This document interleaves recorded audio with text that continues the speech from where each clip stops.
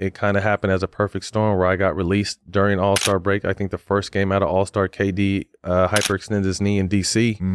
And next thing I know, Steve Kerr calls me, I'm on a plane to Chicago. So, you know, I get a chance to go to this team 10 years after the We Believe situation. Like I told you earlier, it was weird, the fascination with that team, from Steph and Draymond and Iggy and to the media, to some of the coaches. Like, everyone was just really fascinated with the team. The fans loved me being back. But the fucked up part about that was I literally I got to play like 5 minutes with KD, because the first game he came back like a week before All-Star for the playoffs started, and I had like the worst sprained ankle of my life. So I go down in the first quarter and I can't really come back. I try every single round to come back, but you know, me being an older player at that time, I know it.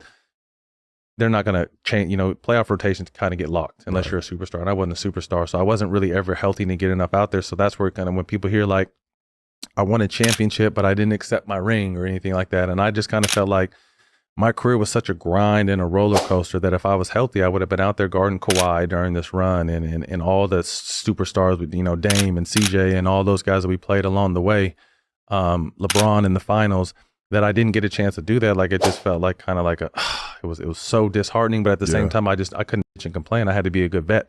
So I kind of tried to keep myself in shape, and, you know, would talk to Dre and Clay sometimes when they would get down, and just kind of be like that vet, that OG presence, although they had plenty of it. You know, I'm not trying to claim any kind of, you know, credit for that, but just to kind of be in that vet and just being cool and having dope conversations with KD after games and bonding with Draymond and with Clay. And it was just a cool time that I figured, like, you know, although I didn't get to play as much, this is year 15.